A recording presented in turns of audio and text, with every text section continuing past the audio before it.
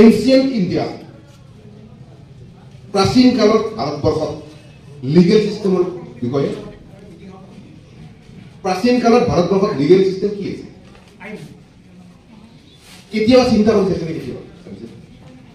যিছোৱানে কওঁ অকণমান কওঁ প্ৰাচীন কালত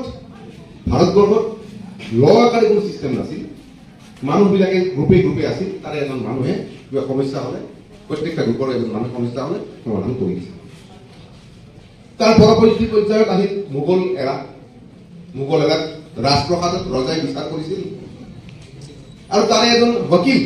শব্দ ব্যৱহাৰ কৰিছিল বকিল এজন তেওঁৰ লৰ জ্ঞান কিমান থাকিব নালাগে হি মেয়াৰলি ৱৰ্ক এজেণ্ট অফ লিটিগেটৰ মানে তেওঁ এজেণ্ট হিচাপে কাম কৰিছিল আৰু তেওঁ কৈছিল তেওঁ প্ৰকাশখিনি জনাইছিল ৰজাই ন্যায় দিছিল আৰু এই ন্যায় দিছিল এই ন্যায়টো নিৰ্ভৰ কৰিছিল কোনজোপা কাষ্টম আৰু ধৰ্মৰ ওপৰত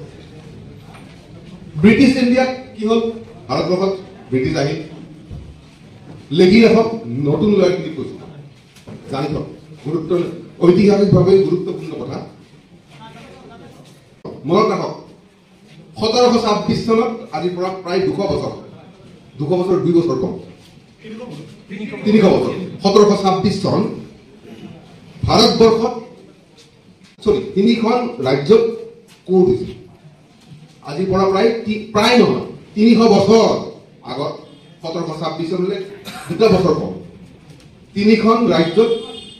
মাদ্ৰাজ মুম্বাই এতিয়া মুম্বাই হৈছে মুম্বাই আৰু কলকাতা তাৰে চহৰবিলাকত কোৰ্ট স্থাপন কৰিছিল ইংৰাজে আৰু চিভিল কেছ চলিছিল তাতে ক্ৰিমিনেল কেছ চলা নাছিল আৰু ক্ৰিমিনেল কেছ চলাইছিল গভৰ্ণৰে সেইটোৱে আৰম্ভ দিছিল the revolutionary change in the Indian legal system and by establishing courts in the cities of Madras Kolkata and Mumbai সেই সময়ত কিন্তু ভাৰতবৰ্ষৰ লয়াৰক তাতে ওকালতি কৰিব দিয়া নাছিল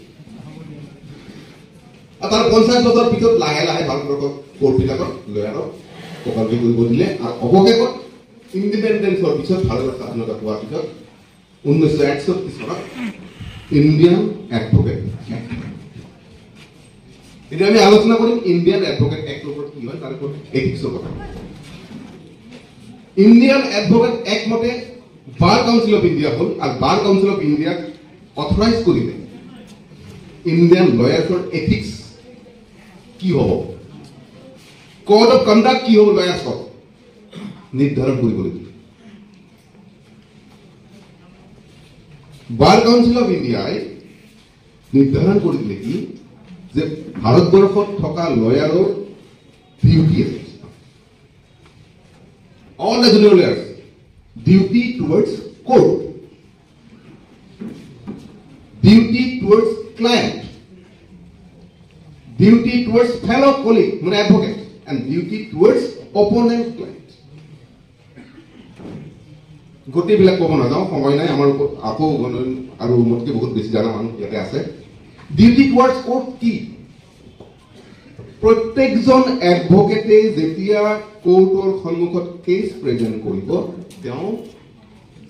শুৱলা ভাষাত প্ৰেজেণ্ট কৰিব লাগিব